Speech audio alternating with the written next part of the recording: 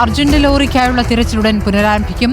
ഗോവയിൽ നിന്നുള്ള ഡ്രഡ്ജർ ഷിരൂരിലെത്തിച്ചു. ദൌത്യത്തിന് 3 ദിവസം വേണ്ടിവരും എന്നാണ് വിലയിരുത്തൽ. നാവികസേനയുടെ ഡൈവിംഗ് സംഘവും ഈശ്വർ മാൽപ്പയും പരിശോധനയ്ക്കെത്തിയിട്ടുണ്ട്. അഭിലാഷ് നൽകും വിവരങ്ങൾ. അഭിലാഷ്, ഇപ്പോൾ ഷിരൂരിലേക്ക് എത്തിച്ചിരിക്കുന്നു ഡ്രഡ്ജർ. എപ്പോഴത്തേക്ക് തിരച്ചിൽ തുടങ്ങാനാകുമെന്നാണ് അറിയുന്നത്?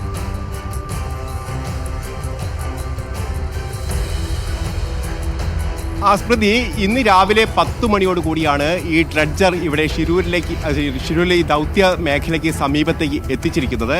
ഏതാണ്ട് ഉച്ചയോടുകൂടി തന്നെ ഇതിൻ്റെ പ്രവർത്തനം ആരംഭിക്കാൻ കഴിയുമെന്നായിരുന്നു പ്രതീക്ഷിക്കുകയും ചെയ്തത്. ഏതായാലും ഇന്നലെ രാത്രിയോടുകൂടി തന്നെ കാർവാറിൽ നിന്ന് ഇത് എത്തിക്കുകയും ചെയ്തിരുന്നു. പക്ഷേ ഇരുട്ടൊക്കെ ആയതുകൊണ്ട് തന്നെയാണ് ഇന്ന് രാവിലേക്ക് ഇതിൻ്റെ യാത്ര മാറ്റിവെക്കുകയും ചെയ്തത്. ഏതായാലും ഇന്ന് രാവിലെ ഈ ഡ്രഡ്ജർ ഇവിടെ എത്തുകയും അതോടൊപ്പം തന്നെ അതിൽ നിന്ന് അഴിച്ചു മാറ്റിയിരുന്ന ചില ഈ തൂണുകളൊക്കെ പുനഃസ്ഥാപിക്കുകയും ചെയ്തു.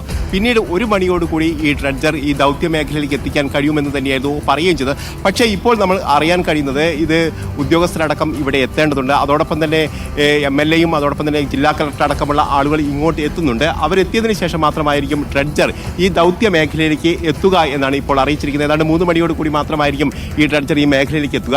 നമുക്കിപ്പോൾ ദൃശ്യങ്ങളിൽ നിന്ന് കാണാൻ കഴിയുന്നത് ഈ കഴിഞ്ഞ ദിവസങ്ങളിലൊക്കെ ഡിങ്കി ബോട്ടുകൾ ഇറങ്ങിയ NDRFന്റെ സംഘമൊക്കെ ഡിങ്കി ബോട്ടുകൾ ഇറക്കിയ ആ സ്ഥലത്തു കൂടിയാണ് ഇപ്പോൾ നമ്മൾ പോകുന്നത്. അതാണ് ഇപ്പോൾ ഡ്രഡ്ജർ ഉള്ളത് ഇപ്പോൾ ദൗത്യ മേഖലയിൽ നിന്ന് ഏതാണ്ട് 500 മീറ്ററോളം അകലെ മാത്രമാണ്. ഇവിടെ നിന്ന് ഇപ്പോൾ നമ്മളിപ്പോൾ സഞ്ചരിക്കുന്ന ഈ മാർഗം തന്നെയാണ്, ഈ പുഴയിലൂടെ ഈ ഭാഗത്തു കൂടിയാണ് ഈ ഡ്രഡ്ജർ ഇവിടേക്ക് എത്തിക്കുകയും ചെയ്യേണ്ടത്. ഏതായാലും അല്പസമയങ്ങൾക്കകം തന്നെ ഡ്രഡ്ജർ ഈ ഭാഗത്തേക്ക് എത്തിക്കുമെന്നുള്ള പ്രതീക്ഷ തന്നെയാണ് ഉയർന്നു വരികയും ചെയ്തത്. പ്രധാനമായും ഇപ്പോൾ ഈ മേഖല കേന്ദ്രീകരിച്ച്, അതായത് സ്പോട്ട് 4, അതായത് നാവികസേന കണ്ടെത്തിയിരിക്കുന്ന ലോഹഭാഗമുണ്ട് എന്ന് സംശയിക്കുന്ന ആ മേഖല കേന്ദ്രീകരിച്ചുള്ള ഒരു തെരച്ചിൽ തന്നെയായിരിക്കും ആദ്യഘട്ടത്തിൽ നടത്തുക എന്നാണ് അറിയിച്ചിരിക്കുന്നത്. 3 ദിവസത്തെ ദൗത്യത്തിലാണ് ജില്ലാ ഭരണകൂടം അനുമതി ഇതുവരെ നൽകിയിരിക്കുന്നത്. പക്ഷേ നേരത്തെ ഈ കമ്പനിയുമായി, അഭിഷേനിയ കമ്പനിയുടെ ഉടമയുമായി നമ്മൾ സംസാരിച്ചപ്പോൾ അദ്ദേഹം പറയുന്നത് 3 ദിവസത്തെ ഉടമ്പടി മാത്രമാണ് ഇപ്പോഴുള്ളത്. പക്ഷേ 10 ദിവസം വരെ നീട്ടാൻ കഴിയുന്ന തരത്തിലുള്ള ഉടമ്പടിയാണ്. തങ്ങൾ ആ കാര്യത്തിൽ ഉറപ്പ് നൽകിയിട്ടുണ്ട്. ജില്ലാ ഭരണകൂടത്തിൻ്റെ ഭാഗത്തുനിന്നും അത്തരത്തിൽ ഉറപ്പ് തങ്ങൾക്ക് ലഭിച്ചിട്ടുണ്ട് എന്നുള്ള കാര്യം കൂടിയാണ് അവർ പറയുന്നത്. ഏതായാലും 3 ദിവസം കൊണ്ട് ഏതെങ്കിലും തരത്തിൽ ഇവിടെ ഡ്രഡ്ജിംഗ് പൂർത്തീകരിക്കാൻ കഴിയുമെന്നുള്ള പ്രതീക്ഷ ഏതായാലും ഇല്ല. പ്രധാനമായും വലിയ തരത്തിലുള്ള മൺതിട്ടകളാണ് രൂപപ്പെട്ടിരിക്കുന്നത്. അതോടൊപ്പം തന്നെ മറ്റു മേഖലകളിലേക്കും കൂടുതൽ മൺതിട്ടകൾ രൂപപ്പെട്ട് കഴിഞ്ഞിട്ടുണ്ട്. ഈ മേഖലയിലൊക്കെ പരിശോധന നടത്തേണ്ടതുണ്ട്. അതിനു മുമ്പായി ആദ്യഘട്ടത്തിലൊരു പരിശോധന എന്ന് പറയുന്നത് ഈ സ്പോട്ട് 3 കേന്ദ്രീകരിച്ചുള്ള ഒരു തെരച്ചിലായിരിക്കും നടത്തുക എന്നാണ് അറിയിച്ചിരിക്കുന്നത്. അതായത് നമ്മളെ ആ സ്പോട്ടിനടുത്തേക്ക് എത്തിക്കൊണ്ടിരിക്കുകയാണ്. ഏതാണ്ട് ഒരു 50 മീറ്റർ മാത്രമാണ് ഈ മേഖലയിലേക്ക് ഇനി എത്താനുള്ളത് എന്നാണ് നമുക്ക് കാണാൻ കഴിയുന്നത്.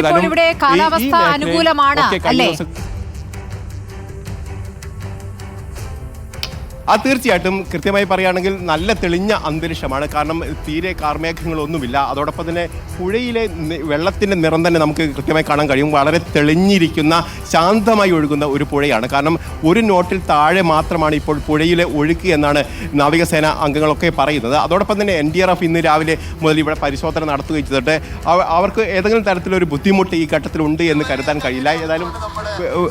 ഏതായാലും അല്പസമയങ്ങൾക്കകം തന്നെ ഡ്രഡ്ജർ ഈ മേഖലയിലേക്ക് ത്തിന് ശേഷമായിരിക്കും ഇവിടെ തെരച്ചിൽ പുനരാരംഭിക്കാൻ കഴിയുക എന്നാണ് കരുതുന്നത്. നമുക്ക് ആ ദൃശ്യങ്ങളിൽ നിന്ന് കാണാം ഈ മൺതിട്ടകൾ രൂപപ്പെട്ടിരിക്കുന്ന സ്ഥലം.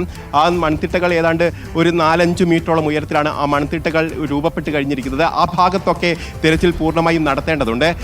ഈ ഭാഗത്ത് സ്പോട്ട് 3, 4 എന്നൊക്കെ പറയുന്ന ഈ ഭാഗമാണ് ഈ കേന്ദ്രീകരിച്ചുള്ള പരിശോധനയാണ് നടത്തേണ്ടത്. ഏതായാലും ഈ മേഖല കേന്ദ്രീകരിച്ചുള്ള തെരച്ചിൽ അല്പസമയങ്ങൾക്കകം തന്നെ നടത്താൻ കഴിയുമെന്ന് തന്നെയാണ് കരുതുന്നത്. 3 ദിവസത്തെ തെരച്ചിൽ ഇപ്പോൾ തന്നെ അനുമതിയുണ്ട്. ഈ ഭാഗത്തൊക്കെ കൂടുതൽ മൺകൂനകൾ ദൃശ്യമാകുകയും ചെയ്തിട്ടുണ്ട്. കാരണം ഇന്നലെയൊക്കെ വൈകുന്നേരം നമ്മൾ ഈ ഭാഗത്തൊക്കെ വെള്ളം വളരെ താഴ്ന്നു നിൽക്കുന്ന ഒരു സാഹചര്യം ഉണ്ടായിരുന്നു. ആ മേഖലകളിലൊക്കെ തെരച്ചിൽ നടത്തുക എന്നതാണ് പ്രധാനപ്പെട്ട കാര്യം. ഏതായാലും 15 മുതൽ 20 മീറ്റർ വരെ ആഴത്തിൽ തെരച്ചിൽ നടത്താൻ സാധിക്കുന്ന തരത്തിലുള്ള ഡ്രഡ്ജർ സംവിധാനമാണ് ഇവിടെ എത്തിച്ചിരിക്കുന്നത്. അതോടൊപ്പം തന്നെ 5 മീറ്ററോളം താഴ്ചയിൽ പരിശോധനയും നടത്താനും മണ്ണ് മാന്താനും ഒക്കെ സൗകര്യമുള്ള ഹിറ്റാച്ചിയും ഇതിൻ്റെ കൂടെയുണ്ട്. ഏതാണ്ട് 3 മണിക്ക് ശേഷം തന്നെ ഈ ഡ്രഡ്ജർ സംവിധാനം ഇവിടേക്ക് ഈ പുഴയുടെ മുകൾ ഭാഗത്തേക്ക് എത്തിക്കും. അതോടൊപ്പം തന്നെ ദൗത്യം പുനരാരംഭിക്കാൻ കഴിയുമെന്നുള്ള പ്രതീക്ഷ തന്നെയാണ് ഉള്ളത്. ഏതായാലും കഴിഞ്ഞ 16-ാം തീയതിയാണ് ഈ ദൗത്യം അവസാനിപ്പിച്ചത്. ഈശ്വർ മാൽപ്പ അടക്കമുള്ള ആളുകൾ അന്ന് ഈ തെരച്ചിലെ ഭാഗമായിരുന്നു. അവരും ഇപ്പോൾ ഇവിടെ എത്തിയിട്ടുണ്ട്. ജില്ലാ ഭരണകൂടത്തിൻ്റെ ഭാഗത്ത് അവർക്ക് യാതൊരു തരത്തിലുള്ള ഉറപ്പും ഇപ്പോൾ ലഭ്യമായിട്ടില്ല. പക്ഷേ അവർ പറയുന്നത് അർജുൻ്റെ കുടുംബത്തിന് ഞങ്ങൾ ഒരു ഉറപ്പ് നൽകിയിട്ടുണ്ട്. ഈ ദൗത്യം ഏത് ഘട്ടത്തിൽ വരെ അവസാനിപ്പിക്കാൻ, ഏത് ഘട്ടം വരെ വരുമോ ആ ഘട്ടം വരെ ഞങ്ങൾ ഇതിനൊപ്പം ഉണ്ടാകുമെന്നുള്ള ഉറപ്പ് നൽകിയിട്ടുണ്ട്. അതിൻ്റെ അടിസ്ഥാനത്തിലാണ് ഞങ്ങൾ ഇവിടെ എത്തിച്ചിരിക്കുന്നത്. അതോടൊപ്പം തന്നെ 6 സ്കൂബ ഡൈവേഴ്സും തനിക്കൊപ്പമുണ്ട്. അവരുടെ സേവനവും ലഭ്യമാക്കും. ഏതായാലും ജില്ലാ ഭരണകൂടത്തിൻ്റെ ഭാഗത്ത് നിന്ന് അനുകൂല അനുകൂലമായ ഒരു തീരുമാനം ഉണ്ടാകുമെന്നുള്ള ഒരു പ്രതീക്ഷ തന്നെയാണ് ഈശ്വർ മാൽപ്പയ്ക്ക് അടക്കമുള്ളത്. ഏതായാലും NDRFന്റെ സംഘം ഇവിടെ തെരച്ചിൽ രാവിലെ മുതൽ തെരച്ചിൽ നടത്തുന്നുണ്ട്. ഏതെങ്കിലും തരത്തിലൊരു പ്രതിസന്ധി ഈ ഘട്ടത്തിലുള്ള തീർത്തും അനുകൂലമായ ഒരു കാലാവസ്ഥ തന്നെയാണ് ഉള്ളത് എന്നുള്ളതാണ് ഏറ്റവും പ്രധാനപ്പെട്ട കാര്യം. അതുകൊണ്ട് തന്നെ എത്രയും പെട്ടെന്ന് ഡ്രഡ്ജർ ഇവിടേക്ക്, അതായത് ദൗത്യ മേഖലയിലേക്ക് ഇന്ന് 3 മണിയോട് കൂടി തന്നെ എത്തിച്ച് ഒരു പക്ഷേ ഇന്ന് തന്നെ തെരച്ചിൽ പുനരാരംഭിക്കാനുള്ള ഒരു നീക്കമാണ് നടക്കുന്നത്. ഷിരൂരിൽ തിരച്ചിൽ അല്പസമയത്തിനകം തുടങ്ങും. തിരച്ചിലിന് നേവിയുണ്ട്. അതോടൊപ്പം തന്നെ ഡൈവിംഗ് സംഘം ഈശ്വർ മാൽപ്പയും തിരച്ചിലിന് വേണ്ടി ഇവർക്കൊപ്പം ചേരുമെന്നുള്ള വിവരങ്ങളാണ്.